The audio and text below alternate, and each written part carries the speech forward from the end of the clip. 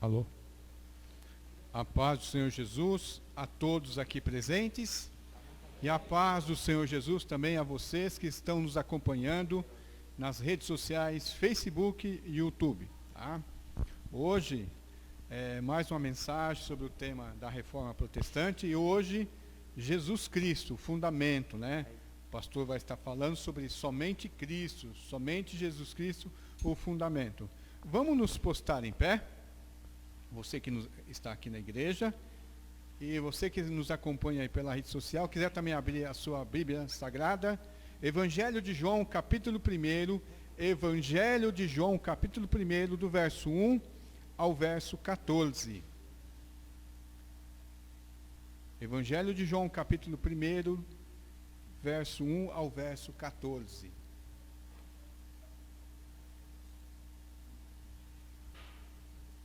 Diz assim: no princípio era o Verbo, e o Verbo estava com Deus, e o Verbo era Deus. Ele estava no princípio com Deus. Todas as coisas foram feitas por ele, e sem ele nada do que foi feito se fez. A vida estava nele, e a vida era a luz dos homens. A luz resplandece nas trevas, e as trevas não prevaleceram contra ela. Houve um homem enviado por Deus, e o nome dele era João. Este veio como testemunho, ou como testemunha, para testificar a respeito da luz, para que todos viessem a crer por meio dele. Ele não era a luz, mas veio para dar testemunho da luz. A verdadeira luz, que vinda ao mundo, iluminou toda a humanidade. O Verbo estava no mundo, e o mundo foi feito por ele, por meio dele, mas o mundo não o conheceu. Veio para o que era seu, e os seus não o reconheceram, ou receberam. Mas a todos quanto o receberam, deu-lhes o poder de serem feitos filhos de Deus, a saber, aos que creem em seu nome, ou no seu nome, os quais não nasceram do sangue, nem da vontade da carne, nem da vontade do homem, mas de Deus. E o Verbo se fez carne e habitou entre nós, cheio de graça e de verdade. E vimos a sua glória, a glória do unigênito do Pai. Amém. Curvemos nossas cabeças. Senhor Deus e Pai, grandioso Senhor, Criador, mantenedor, Senhor Redentor das nossas vidas, Senhor abençoador das nossas vidas, Senhor, das nossas famílias, Senhor. Senhor dessa igreja, nós pedimos a Tua bênção, Senhor, sobre nós. Vem aqui, Senhor, e se agrade do nosso culto, porque nós preparamos, Senhor, nós queremos agradar a Ti, nós queremos oferecer esse culto a Ti, Senhor. Venha, receba o nosso louvor, receba a nossa gratidão, Senhor, que nós reconhecemos Tu como Senhor da nossa vida, como Criador, mantenedor, Senhor. Receba, Senhor, a Tua adoração devida ao Teu nome. Ó Senhor, nós pedimos tudo isso. E depois venha nos abençoar com a Tua palavra, Senhor, com o conhecimento revelado através das Tuas santas Escrituras, e que o Teu Espírito Santo habite em nós, ilumina nossas mentes, nossos corações, e grave as Tuas verdades em nosso coração e nossa mente, para que nós saímos daqui, Senhor, mais perfeito, mais de acordo com a Tua vontade, mais agradável à Tua pessoa, Senhor. Nós pedimos tudo isso no nome santo de Jesus, e que o Teu Espírito Santo habite em nós ricamente. Amém, amém. Os irmãos podem se assentar. Nesse momento agora, 2 louvores com o grupo, e logo em seguida a mensagem da palavra de Deus com o pastor Geraldino.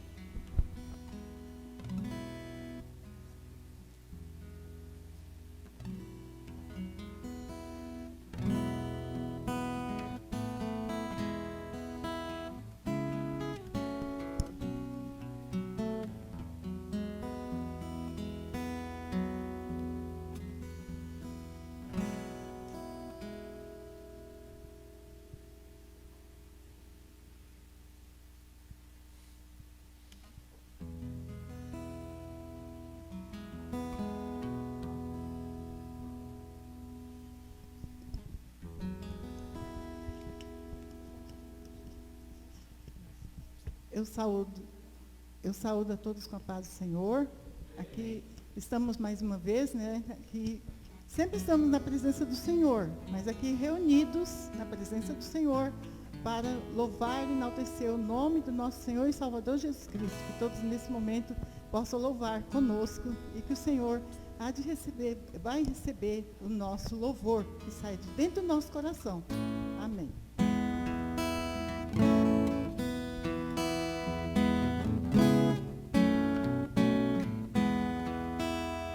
Sempre vencendo, muito vitorioso, Cristo Jesus, o Senhor. Chefe bendito, chefe glorioso, em tu depois vencedor. Ele o supremo guiando, com seu poder e valor. Todos avantes, pois crentes, todos seguindo o Senhor. Não é dos fortes a vitória, nem dos que correm melhor, mas os fiéis e sinceros, como nos diz o Senhor, sempre vencendo, muito vitorioso, Cristo Jesus, o Senhor. Em suas hostes inumeráveis, sua beleza e esplendor, Cristo que é nosso monarca, é Salvador, e Pai, sempre nos ama, nos guarda, sempre conosco Ele vai. Não é dos fortes a vitória, nem dos que correm melhor, mas dos fiéis e sinceros, como nos diz o Senhor. Sempre vencendo, muito vitorioso, Cristo Jesus, o Senhor.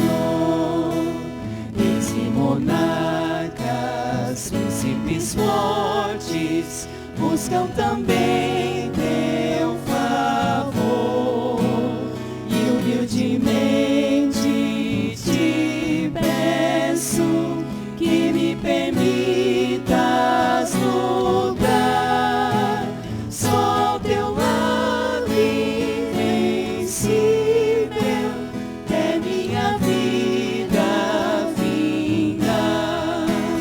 Não é dos fortes a vitória, nem dos que correm melhor, mas os fiéis e sinceros, como nos diz o Senhor. Glória a ti, Senhor Jesus. Aleluias. Glória ao teu nome, Jesus. Aleluia, Jesus. Santo é o teu nome, Senhor. Glória a ti, Senhor Jesus. Glória ao teu nome, Senhor. Aleluias. Jesus é melhor sim que ouro e bens. Jesus é melhor do que tudo que tens. Melhor que riquezas e posições. Melhor, muito mais do que milhões.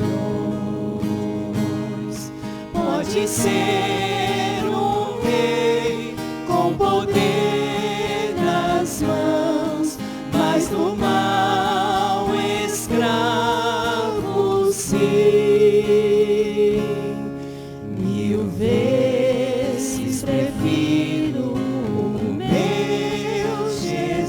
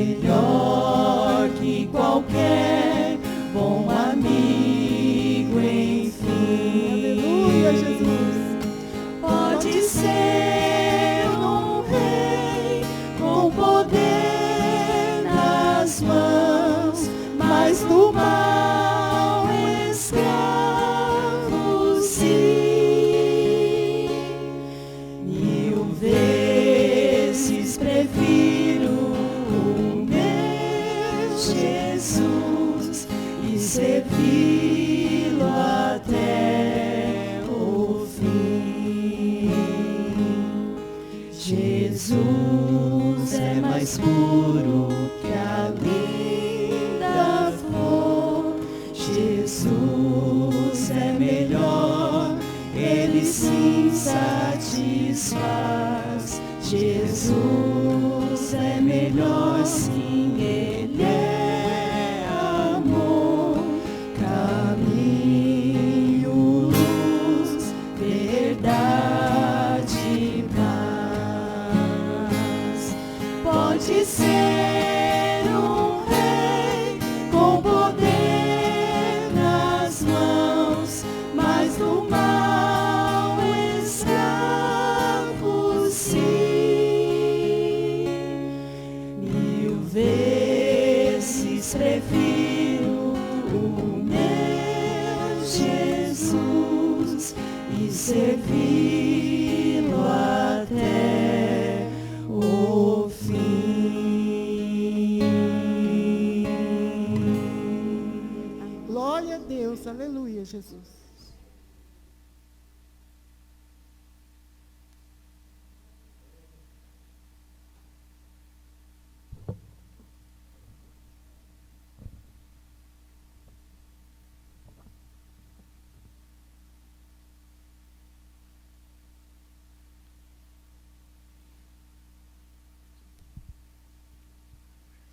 Convido a todos a ficar em pé. Nós iremos ler em Atos dos Apóstolos, capítulo 4, versículo 10 ao 12, e na carta do apóstolo Paulo aos Efésios, capítulo 2, e o versículo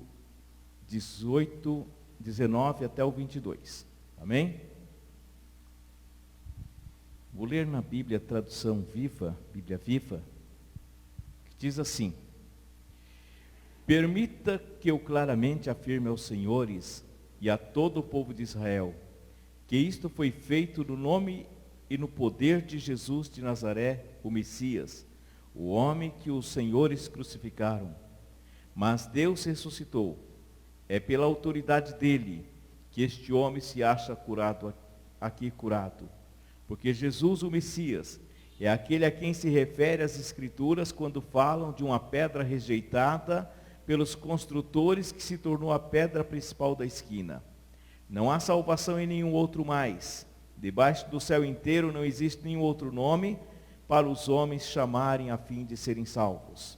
E Efésios capítulo 4, versículo 19, 2, melhor dizendo, verso 19, diz assim: ora, vocês já não são mais estrangeiros do céu, mas sim membros da própria família de Deus, e cidadãos do país de Deus, e pertencem à casa de Deus como todos os outros cristãos. Veja o alicerce sobre o qual vocês se encontram agora, os apóstolos e os profetas, e a pedra de esquina do edifício é o próprio Jesus Cristo. Nós, os que cremos, somos cuidadosamente colocados juntamente com Cristo, como parte, e o Evangelho, a luz foi clareando, foi espalhando, e as pessoas foram chegando e voltando, então, totalmente para Cristo. Então, o que nós observamos foi um movimento do Espírito para restaurar a igreja de Deus. E dentre estes princípios está a doutrina somente Cristo. E nós vamos aqui dentro do que nós vamos verificar, nós vamos buscar essa informação. Por quê? Hoje nós estamos vivendo em pleno século XXI, num período que nós chamamos de período da pós-modernidade, e nós observamos muito daqueles que se dizem evangélicos, que são os herdeiros desta reforma, estarem praticando tantos absurdos, tanto quanto eram praticados naquele período na Idade Média pela igreja. Pessoas onde ensinam que precisa de Cristo e mais alguma coisa, ou você precisa de fazer um monte de coisa para você alcançar a sua bênção. Então nós vamos observar isso. Antes de nós entrarmos, eu quero ler aqui uma declaração de Cambridge, que diz assim: solo Cristo, a erosão da fé centrada em Cristo. À medida que a fé evangélica se secularizou, seus interesses se confundiram com a cultura, com o da cultura. O resultado é uma perda de valores absolutos. um individualismo permissivo, a substituição da santidade pela integridade, do arrependimento pela recuperação da verdade, do arrependimento pela recuperação, da verdade pela intuição, da fé pelo sentimento, da providência pelo acaso e da esperança duradoura pela gratificação imediata. Cristo e sua cruz se deslocaram do centro de nossa visão. Esta é uma declaração do que estava acontecendo com a igreja e que pode também estar acontecendo nos dias de hoje. A tese 2 diz o seguinte: solos Christus, reafirmamos que nossa salvação é realizada unicamente pela obra mediatória do Cristo histórico. Sua vida sem pecado e sua expiação por si só são suficientes para a nossa justificação e reconciliação com o Pai. Negamos que o Evangelho esteja sendo pregado se a obra substitutiva de Cristo não estiver sendo declarada e a fé em Cristo e sua obra não estiver sendo invocada. Então essa declaração ela afirma que a fé precisa ser somente em Cristo. Isto nós encontramos no site de estudo bíblico Sola Escritura. Então, antes de nós entrarmos, eu quero posicionar aqui sobre como nós, adventistas da promessa, cremos em relação à doutrina de Cristo. No livro A Fé que Professamos, Credo e a Confissão de Fé e a Declaração dos Princípios dos Adventistas da Promessa, está escrito assim: nós cremos em Jesus Cristo, Salvador e Mediador da humanidade. Alguém tinha que pagar o preço. Era essa a condição para a humanidade fosse reconciliada com Deus e desse modo fosse livre da sua ira, sendo que o ser humano, através da sua transgressão e ordem divina, contraiu uma enorme dívida diante do Senhor. Somente uma pessoa imaculada, sem pecado algum, poderia quitá-la. Literalmente ainda estava para nascer um homem assim. Não havia nenhum ser humano justo capaz de pagar a nossa dívida. Se não fosse a intervenção salvífica de Cristo em nossa história, estaríamos eternamente condenados à morte. O Eterno então tornou-se mortal. Deus se fez homem e como tal encarou a arrogância e a maldade humana, como também a vergonha da cruz. Filipenses 2, versículos 7 a 8. Por sua morte fomos libertos e salvos. Hoje somos escravos, não mais do pecado, mas de Deus. O texto de Atos 2 nos evidencia a singularidade do Senhor. E não há salvação em nenhum outro debaixo do céu. Não existe nenhum outro nome dado entre os homens pelo qual importa que sejamos salvos. Então aqui os dois negativos, nenhum outro e nenhum outro nome, proclamam a singularidade positiva do nome de Jesus. Sua morte e sua ressurreição, sua exaltação, sua autoridade, fazem dele o único Salvador. Ninguém mais dentre os homens possui tais qualidades, a não ser Jesus Cristo, o Salvador da humanidade. É razão e a certeza da nossa salvação. Jesus Cristo, além de Salvador, é também mediador, um mediador intermediário, uma pessoa que se acha no meio, que efetua a reconciliação entre duas partes em rivalidade. A inimizade, portanto, foi extinta por meio de Cristo. Ele nos livrou de padecermos a ira de Deus. Quem faz o papel de intermediário entre duas pessoas deve agir de modo flexível. E aí, no entanto, no Novo Testamento, Jesus se mostra o perfeito mediador pelo fato de ser tanto Deus quanto homem.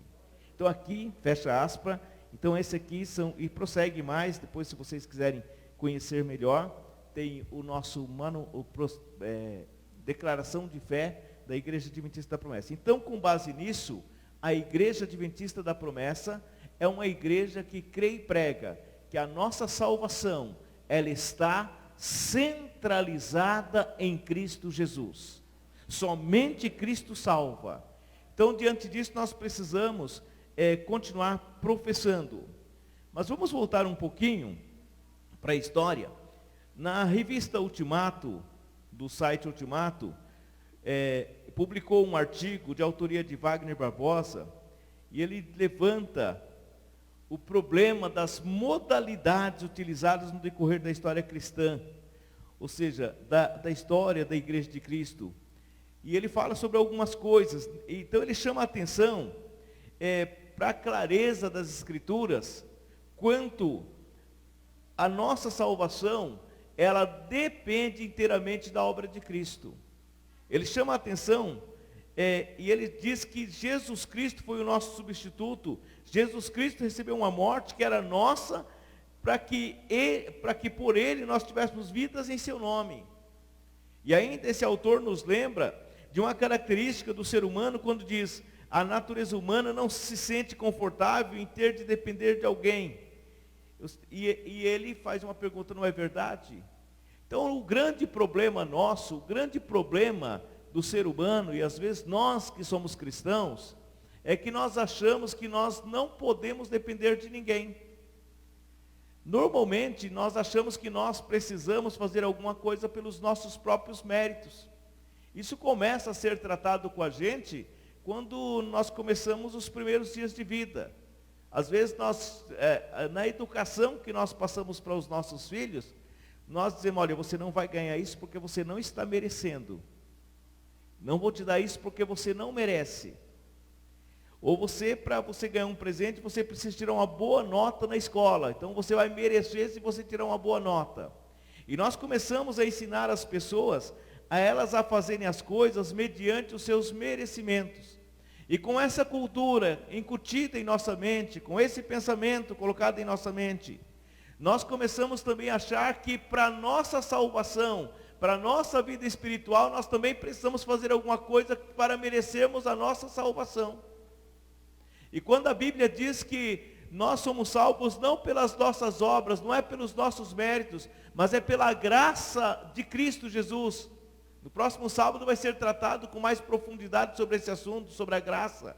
Mas hoje nós precisamos entender que nós não somos salvos, ou nós não alcançamos alguma coisa pelo nosso merecimento. Então nós precisamos aprender a confiar plenamente em Cristo, a depender única e exclusivamente da obra realizada por Cristo na cruz do Calvário. A minha salvação e a sua salvação não depende desse apêndice ou desse acrescentamento mais. O desejo do ser humano, na verdade, durante a história, foi de autonomia. O ser humano ele foi buscando autonomia, desde o Éden, quando você encontra o diálogo da serpente com Eva, ele diz assim: porque Deus sabe que no dia que você comer, você vai ser igual a Ele. O que Satanás estava dizendo para a mulher é que se ela comesse do fruto, ela seria independente. Ela não precisaria de Deus, ela seria autossuficiente. E o grande problema do ser humano é quando ele pensa que ele é autossuficiente. Então, com base nessa autossuficiência, nós achamos que Cristo não é suficiente para nos salvar, e nós começamos então a acrescentar algumas coisas a mais sobre a fé, sobre a necessidade de salvação, sobre Cristo. Então nós precisamos entender que nós precisamos confiar plenamente em Cristo. Então nós vamos ver hoje 3 dessas coisas que foi incutido tanto lá no passado como agora, e que ainda é muito forte, principalmente na cultura brasileira. Nós somos um país de sincretismo religioso, onde o misticismo é muito forte.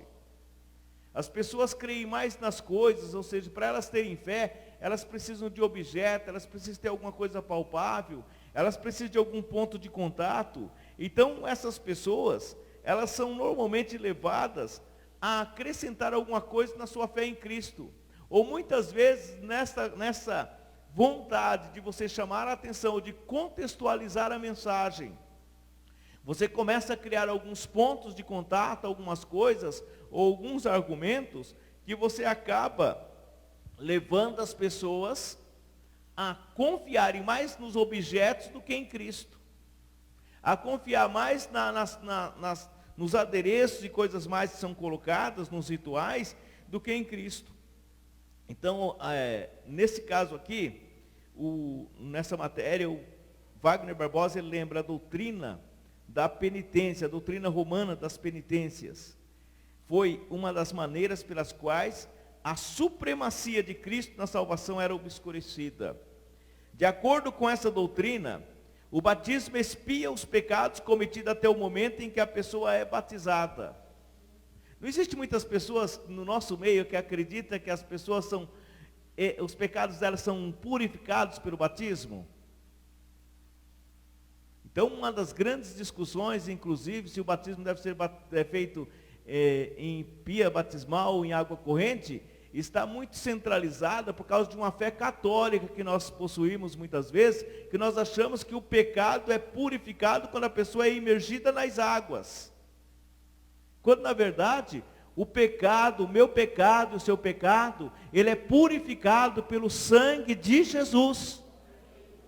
A Bíblia diz que o sangue de Jesus nos purifica de todo pecado. Não é o batismo que nos purifica. O batismo, ele é uma declaração pública de que você crê em Jesus Cristo, que você é uma nova criatura, que agora você está publicamente dizendo para as pessoas que agora você morreu para o mundo e ressuscitou para Deus. Mas quem purificou, quem lavou você dos seus pecados, foi o sangue de Jesus. Então veja só, e dentro dessa doutrina, as pessoas elas eram levadas a fazerem penitências. Então eles ensinavam, para alcançar a expiação pelos pecados cometidos após o batismo, então a pessoa precisava, e tem ainda dentro do romanismo, a pessoa precisa praticar atos de penitência. Então a penitência é um sacramento cujo objetivo é amenizar ou diminuir a culpa do pecador. Será que precisamos disso? Se o sangue de Jesus nos purifica de todo pecado, nós não precisamos fazer penitências. Segundo essa doutrina, há 4 graus de penitência. O primeiro é o pranto às portas do templo, no qual o pecador roga com lágrimas aos que entram para orarem por ele. O segundo grau é ouvir a palavra divina na entrada da igreja, de onde a pessoa devia se retirar logo que as orações começavam a ser feitas. Durante as orações, o penitente não podia ficar presente. O terceiro grau era a prostração no fundo da igreja, onde o penitente ficava na companhia dos novos convertidos e era obrigado a sair com eles, antes da ministração dos sacramentos. E o quarto grau era estar junto. Nesta fase, o penitente tinha permissão para ficar junto com os demais cristãos e não era mais obrigação sair com os novos convertidos. Então, com o tempo, o penitente recebia permissão para participar dos sacramentos. No estar junto, o penitente podia participar das orações e mais tarde também dos sacramentos. Então esse sistema, ele foi elaborado e ele era usado para manter a disciplina e para expiar, mesmo que parcialmente, os pecados cometidos depois do batismo. Porque como a igreja, ela ensinava que a pessoa, ela precisava batizar, então eles acreditavam que você tinha o batismo purificava você dos pecados, só que depois que você se batizava, você continua pecando, não continua? Então, para você ter a amenização desses pecados e ter o perdão desses pecados, você tinha que fazer o quê? Penitências. Por isso que você vê muitas pessoas, em épocas de datas religiosas no Brasil, pessoas que fazem votos ou promessas, né, na linguagem deles, de andar quilômetros e mais quilômetros a pé, de subir escadas de joelho, se autoflagelar, de criar tantas coisas assim em relação, porque no conceito, na fé deles, na maneira como eles foram ensinados, eles precisam daquilo para que eles tenham seus pecados purificados, para que eles recebam perdão de Deus, quando na verdade só Jesus Cristo é suficiente para nos livrar dos nossos pecados e nos purificar de todo pecado. A obra realizada por Cristo na cruz do Calvário foi uma obra definitiva, foi uma obra completa, foi uma obra eterna. Não é uma obra parcial. Então nós não precisamos acrescentar nada. Nós não precisamos acrescentar nada em relação a isso. Nós precisamos confiar plenamente no que Cristo fez por cada um de nós. Então, dentro disso, a salvação não é uma obra realizada. A salvação não é uma obra realizada em parte por Jesus e em parte pelo pecador. A salvação é tudo que está diretamente ligado a ela, ou seja, perdão dos pecados, é obra exclusiva de Deus. É Deus quem nos salva. Veja o que as Escrituras dizem a esse respeito, lá em Hebreus 7, 22 a 28. Devido ao juramento de Deus, Cristo pode garantir para sempre o sucesso deste sistema novo e melhor. No sistema antigo era preciso haver muitos sacerdotes, a fim de que quando os mais velhos morressem, o sistema ainda pudesse continuar com os outros que ocupavam o lugar deles. Mas Jesus vive para sempre e continua a ser o sacerdote, de modo que não se precisa mais de ninguém. Ele pode salvar completamente todos quanto vão a Deus por meio dele. Uma vez que viverá eternamente, estará sempre ali para lembrar a Deus que ele já pagou os pecados dele com o seu sangue. Portanto, ele é exatamente o tipo supremo, de supremo sacerdote que nós necessitamos, pois é santo e irrepreensível, não foi manchado pelo pecado, nem pervertido pelos pecadores, e foi-lhe dado lugar de honra no céu. Ele não precisa nunca mais de sacrifícios diários de sangue de animais, como os outros sacerdotes, para cobrir primeiro os seus próprios pecados e depois os pecados do povo, porque ele acabou com todo o sacrifício de uma vez por todas, quando se sacrificou a si mesmo na cruz. No sistema antigo, mesmo os supremos sacerdotes eram homens fracos e pecadores que não podiam evitar de praticar o mal. Porém, mais tarde, Deus, por seu juramento, nomeou seu Filho, que é perfeito para sempre. Veja o que Cristo fez, irmãos. Jesus é Ele que intercede. Ele está sempre diante do Pai. O sacrifício dele foi eterno. Ele é o nosso intercessor. Quando João, lá na primeira carta, no capítulo 2, ele diz assim: filhinhos, não pequeis, mas se pecardes, temos um advogado, Jesus Cristo, Filho de Deus. Ele é a propiciação, ou ele é aquele que purifica, que nos livra do pecado, tanto nós como do mundo inteiro. Então ele está dizendo que Jesus Cristo é quem faz essa intercessão. Ele é como um advogado que nos defende a nossa causa. Então você não precisa fazer penitências, sacrifícios, que não seja unicamente sacrifícios espirituais, ou seja, você exercitar a sua fé, a sua confiança completa em Cristo. Quando nós lemos o texto inicialmente, o apóstolo Pedro diz assim: este Jesus é a pedra rejeitada por vós, os construtores, o qual se tornou pedra angular. E não há salvação em nenhum outro, porque debaixo do céu não existe nenhum outro nome dentre os homens, pelo qual importa que sejamos salvos. Então a salvação nossa é somente em Jesus. Não existe colaboradores de salvação. Não existe pessoas que podem colaborar com a salvação em Cristo. Ela é realizada exclusivamente por Cristo. Então, quando uma pessoa, uma organização acredita que para salvar precisa de qualquer esforço ou mérito, o que ela está fazendo? Ela está desvalorizando a obra, o sacrifício perfeito realizado por Cristo na cruz do Calvário, uma vez por todos em nosso favor. Quando nós queremos ajudar, ou quando nós dizemos que precisamos de mais alguma coisa, então as pessoas estão negando isso. Então, diante disso, nós precisamos o quê? Se de fato nós queremos nos salvar, e que as pessoas sejam salvas, ou seja, a única fé é esta: só Cristo salva. A salvação é exclusiva através de Cristo Jesus. Só Cristo e mais nada e ninguém. Só Ele pode salvar. Só Jesus salva.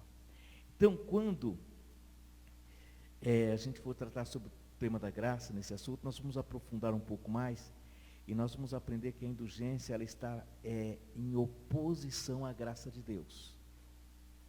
Mas no sábado que vem, se você quiser, acompanhe, você vai aprender um pouco mais sobre a graça, e você vai ver que a indulgência, ela ensina que a salvação precisa que os seres humanos sejam merecedores desta. Ou seja, naquela época, havia uma comercialização da fé e da salvação. Ou seja, as pessoas, naquele tempo, saíam os pregadores fazendo as cruzadas, e eles estavam fazendo a campanha para a construção da Basílica de São Pedro. Então eles saíam nos locais pregando e ensinando que as pessoas, elas precisavam doar, fazer doações, fazer ofertas, dar altos valores, e com base nisso, as pessoas, os padres, os líderes religiosos da época, eles concediam perdão dos pecados das pessoas. Então não importava o que as pessoas tinham feito, se elas dessem oferta, elas tinham seus pecados cancelados. Então, só que nos dias de hoje, nós observamos que esse fenômeno volta com muita força. E ele volta no meio de um segmento evangélico, ou seja, dentro daquelas igrejas que deveriam defender a salvação única e exclusivamente em Jesus Cristo. Onde as pessoas oferecem, quando o dinheiro é oferecido, ou seja, a salvação ela é trocada por dízimos e por ofertas. Os milagres, as bênçãos de Deus, elas são trocadas por dízimos e por ofertas. Os vendedores de indulgência da Idade Média, eles trocavam a salvação, a redução das penas, no purgatório por dinheiro.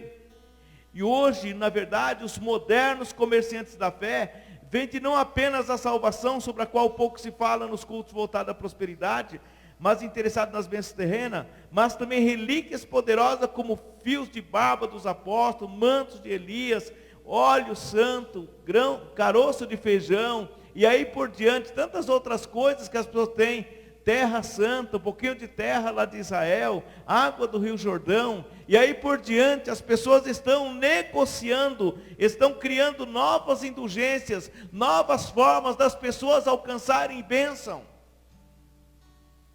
Ou seja, engana quem pensa que esse é o ponto mais alto que pode chegar à criatividade. Insatisfeito com a venda de salvação e relíquias religiosas, os mercadores da fé começaram a vender mesmo orações e visitas a enfermos e idosos.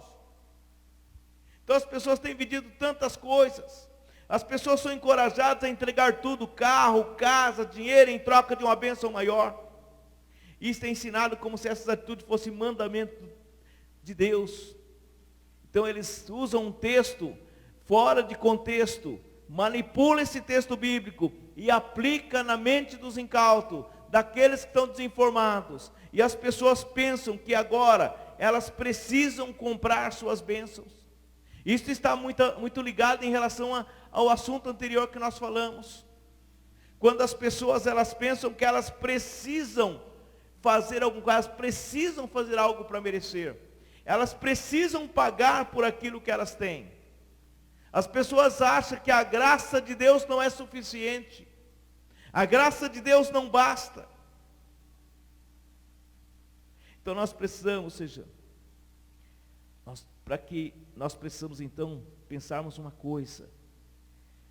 Nós precisamos estar com a nossa fé centralizada em Cristo.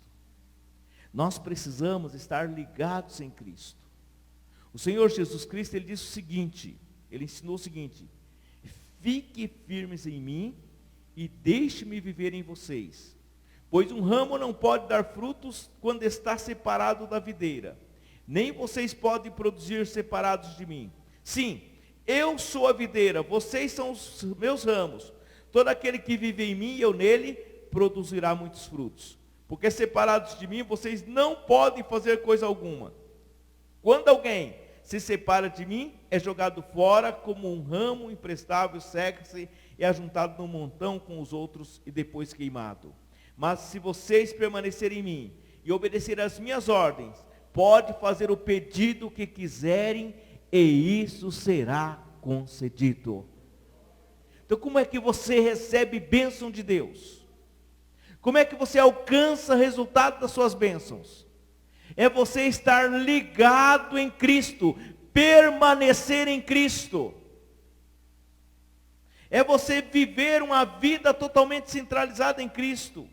Então as nossas orações, elas são para nosso relacionamento com Deus. A nossa intercessão, ela tem o objetivo de demonstrar amor ao nosso próximo e mostrar que nós queremos o bem para ele. Nunca terá o poder de mudar o que Deus já planejou. Jesus Cristo disse: mas vocês, quando orarem, retirem completamente a sós, fechem as portas atrás de vocês, ore a seu pai secretamente, e seu pai que conhece os seus segredos recompensará vocês. Não fique recitando sempre a mesma oração, como os pagãos fazem, pois pensam que as orações repetitivas é que são eficientes. Lembre-se, meu pai sabe exatamente o que vocês precisam, até mesmo antes que vocês peçam a Ele.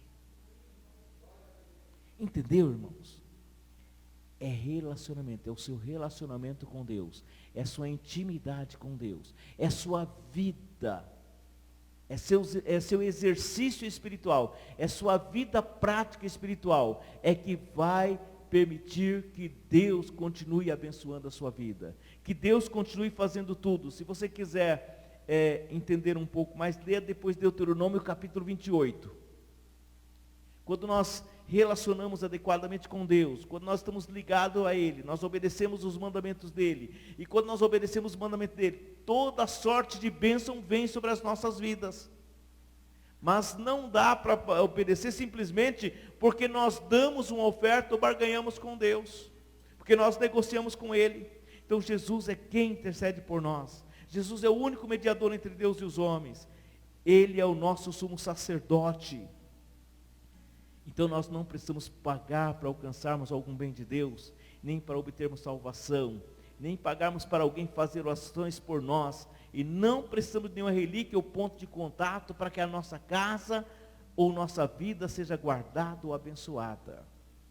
Sabe, leve isso aqui para sua casa, coloque na sua porta, que vai mudar a sua situação. Pega essa rosa e leve para sua casa, que a partir daí vai mudar tudo. Ou pega essa fitinha, amarra no seu braço, amarra isso no seu carro. Nada disso causa, se você não tiver uma vida de relacionamento com Cristo, isso não adianta de nada. Isso é crendice. Então nós precisamos entender o que as Escrituras dizem. Depois eu peço que vocês leiam, é o que está escrito em Romanos, capítulo 10, do versículo 6 até o versículo 11. Tá? Então, ele diz exatamente isto. Então, o que nós aprendemos? Que só Cristo é o nosso intercessor. Só Cristo é o nosso mediador entre Deus e os homens. Só Cristo é a nossa justiça. Só Cristo é a nossa salvação. Só Cristo e nada mais e ninguém. Amém? Então, diante disso, nós precisamos entender claramente que a nossa fé precisa estar centralizada em Cristo. Amém. Então nós precisamos colocar o coração em quê? Nas coisas, nos objetos. De repente você, em outras coisas, por exemplo, fogueira santa, broto de feijão, penitência, autoflagelo, será que é nisso? Ou seja, nós precisamos fazer o exame, cada um de nós, eu e você, precisamos fazer um autoexame da nossa fé. Nós precisamos começar a saber em que nós temos crido para a nossa salvação. Em que você tem crido para a sua salvação? Em que você tem confiado para a sua salvação?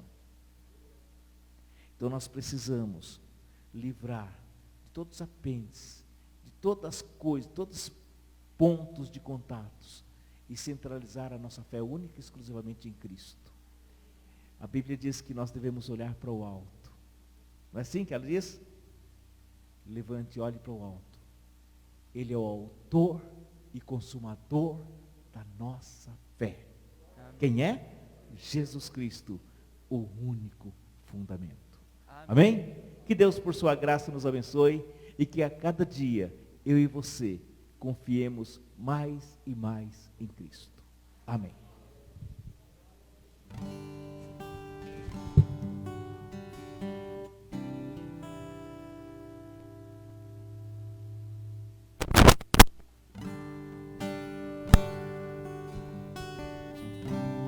Louvado seja o Senhor Jesus Cristo. Este próximo louvor diz que eu e você, nós devemos nos sentir bem, porque nós estamos na casa do Pai, que é lugar santo. Nós viemos aqui para o adorar, para o bendizer e dizer que o amamos E dizer também que Ele é santo, que Ele é digno de toda honra e de toda glória. Amém? Fiquemos em pé, vamos adorar a Cristo com este louvor, lugar santo, e já emendando também, grande é o Senhor.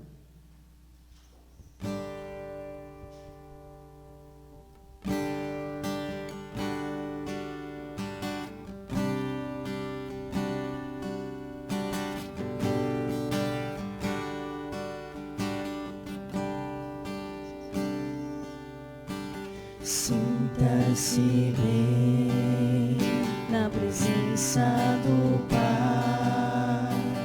Você está no lugar santo. Sinta-se bem na presença do Pai. Você está no lugar santo.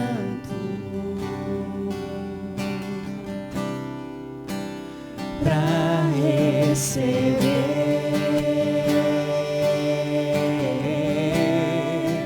as bênçãos do Pai e descobrir que Deus é maior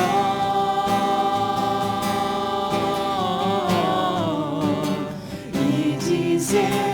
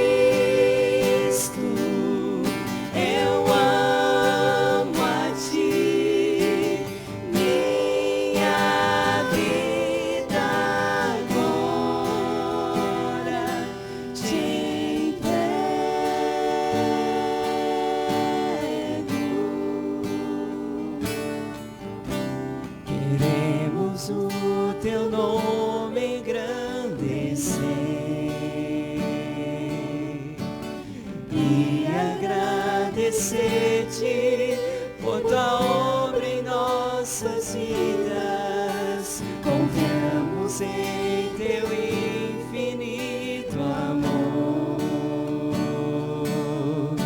pois só tu és o Deus eterno sobre toda a terra e céu.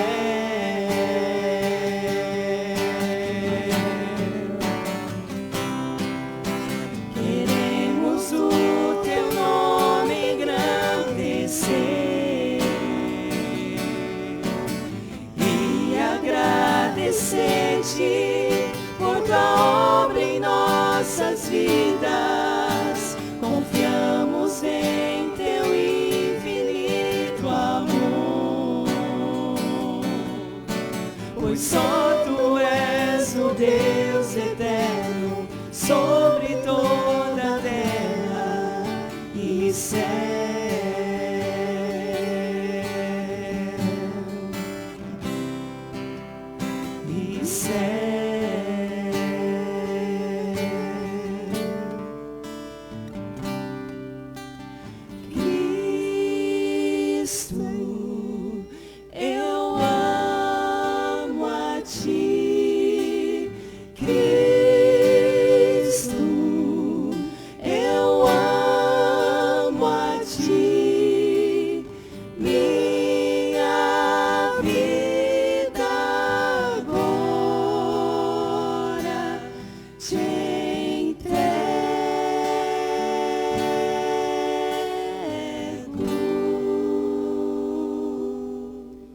Glória a Deus, aleluia, Jesus.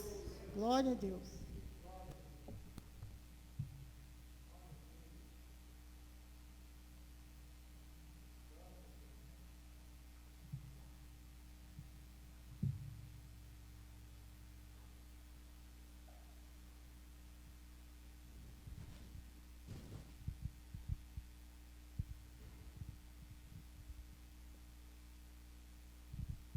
Nesse momento nós iremos orar a Deus. Mas antes de orar também, eu creio que a palavra de Deus, ela tenha falado no meu e no seu coração. E eu quero aqui, nesta oração, desafiar a você que de repente, por algum tempo, achava que você precisava de Cristo e mais alguma coisa para você ter salvação. Para você, a partir desta oração, renunciar a essas outras coisas e confiar e entregar sua vida inteiramente a Cristo. Deixar Cristo conduzir sua vida. Então, nesta oração, quero desafiar você a dizer: só Cristo é suficiente para a minha salvação. Só Cristo é suficiente para a minha vida. Amém? Então, quero desafiar você a fazer esta oração e dizendo a Ele: Senhor, até agora eu confiava em tantas outras coisas para ajudar na minha salvação, mas agora eu confio que Cristo é suficiente, que Cristo, somente Cristo, basta para mim. Cristo me completa. Amém? Nós vamos nesse momento orar em favor da Evelyn. A Edna está pedindo, a Evelyn está com problema de saúde, e a nossa oração é para que Deus coloque a mão poderosa sobre ela, e segundo a sua misericórdia, Ele alcance ela e a abençoe. Também vamos orar que o irmão Florisvaldo pede oração pela Sofia. Nós não sabemos exatamente o que a Sofia está passando, mas nós vamos também juntamente orar. Então a nossa oração aqui demonstra a nossa preocupação, o nosso amor para com essas pessoas, sabendo que Jesus Cristo conhece, e antes mesmo que eu e você abra a boca, Ele já sabe que essas pessoas precisam. Amém? Então nós vamos apenas mostrar para Ele que nós também estamos preocupados com elas, que nós as amamos e queremos que Ele as alcance com a sua bênção. O irmão Fabiano, ele pede oração por ele e pela família. E ele também está pedindo pelo tio dele, que se chama Djalma. Essa pessoa passou por uma cirurgia e ele está orando para que, pela recuperação desta pessoa. E a irmã Bernadette, ela pede oração pelo seu vizinho Ederson, que sofreu um acidente. Ela pede pela recuperação dele. Amém? Vamos apresentar essas pessoas em oração. Vamos falar com Deus agora. Meu Deus, nós estamos imensamente agradecidos, ó Deus, pela forma que o Senhor tem falado conosco, pela Tua palavra, pela iluminação do Teu Espírito Santo aos nossos corações. Meu Deus, por nós confiarmos plenamente na obra redentora e definitiva de Cristo, realizada na cruz do Calvário, Senhor. Meu Deus, se em algum momento da nossa vida nós deixamos de confiar única e exclusivamente em Cristo, se em algum momento, meu Deus, nós tentamos diminuir a obra redentora e restauradora de Cristo, nós nos apresentamos a Ti, pedindo a Tua graça e misericórdia, e declaramos diante do Senhor, diante dessa igreja, diante do mundo, que só Jesus Cristo é Senhor das nossas vidas, só Ele conduz os nossos passos, só nele confiamos a nossa vida futura. Portanto, Senhor, exerça todo o poder e autoridade sobre nós, ajuda-nos a cada momento, Senhor. Pai, agora nesse momento, eu quero apresentar a nossa irmã Evelyn, Senhor. Pai, ela está passando com incômodos na sua saúde. E a minha oração é para suplicar ao Senhor, que segundo a Tua graça, a Tua misericórdia, segundo o Teu grande amor, nesse momento a Evelyn seja alcançada por Tua mão abençoadora, por Tua mão curadora, restauradora, e que ela receba saúde na autoridade do nome de Jesus. Também eu oro, meu Deus, pela Sofia, que o irmão Florisvaldo pede, e a minha oração é que ela seja abençoada, Senhor. Não sei exatamente o que ela precisa, mas o Senhor conhece tudo, o Senhor tem visto a sua necessidade, portanto a minha oração é para que ela seja alcançada agora pelo Senhor, com a Tua bênção. Também oro, meu Deus, pelo nosso irmão Fabiano e família, oro por sua esposa, irmã Márcia, por suas filhas, e peço a graça do Senhor sobre eles. Peço que a cada dia eles sejam fortalecidos no Espírito Santo. Eu oro também pelo seu Djalma, Senhor, que passou por uma cirurgia. A minha oração é que ele possa ter uma boa recuperação, segundo a Tua soberana vontade. Também eu oro pelo Ederson, Senhor, vizinho da nossa irmã Bernadette. Pai, ele sofreu um acidente e está precisando de recuperação. Nós o entregamos em tuas mãos, ó Pai, e confiamos plenamente no que o Senhor pode fazer por ele. Por isso nós oramos em nome de Jesus. Pai, nesta oração, eu quero orar por cada membro desta igreja, por cada pessoa que aqui está. A minha oração, meu Deus, é que eles sejam abençoados, eles sejam fortalecidos na sua fé em Cristo Jesus. A minha oração, meu Deus, nesse momento, é para que eles a cada dia possam dar testemunho de Cristo e possam anunciar Jesus com todo fervor, com todo entusiasmo. E nós vermos vida rendendo aos teus pés neste lugar. A minha oração também, meu Deus, em favor da vizinhança nossa aqui nesse templo, Senhor. Eu oro por cada família que moram nas ruas e adjacências, ó Pai. Que eles sejam alcançados, que eles sejam tocados, que eles sejam salvos, que eles sejam regenerados, que eles sejam transformados pela mensagem do Teu Evangelho. Que eles sejam livres de todo o poder da condenação do pecado, de toda influência maligna, que eles sejam libertos na autoridade de Cristo e sejam transportados para a tua maravilhosa luz. Em nome de Jesus eu oro, para a glória e honra do Senhor. Amém e amém. Muito bem, chegamos ao final de mais um culto de adoração ao nosso Deus. Agradecemos a cada pessoa que aqui se encontra hoje e agradecemos também aos nossos irmãos e amigos que nos acompanham pelas redes sociais, que Deus possa abençoá-los grandemente, que vocês continuem confiando somente em Cristo e também proclamando somente Cristo, de tal forma que Ele possa ser exaltado e a obra dele ser valorizada por cada um de nós. Convidamos a cada um para que amanhã, a partir das 8 horas, estejam conosco nesse culto de adoração e de celebração ao nosso Deus. Então nós estaremos a partir das 18 horas aqui reunidos para celebrar ao Senhor. E também na quarta-feira, a partir das 19h30 horas. Amanhã nós vamos falar sobre os trabalhadores. Então a pessoa que nós vamos falar amanhã é sobre... específico, vai ser sobre todos os trabalhadores que foram usados no período da reforma. Se você quiser aprender um pouco mais sobre as pessoas que foram usados no início, lá em 1500, para poderem fazer a reforma espiritual que Deus fez na vida da igreja e no mundo, que atingiu não somente do ponto de vista espiritual, mas interferiu em toda a economia, todo o sistema que temos hoje no Ocidente, foi uma influência dessa reforma que aconteceu lá em 1517. Inclusive a ideia de democracia, todas as formas, as relações econômicas, todas elas foram influenciadas por esse período.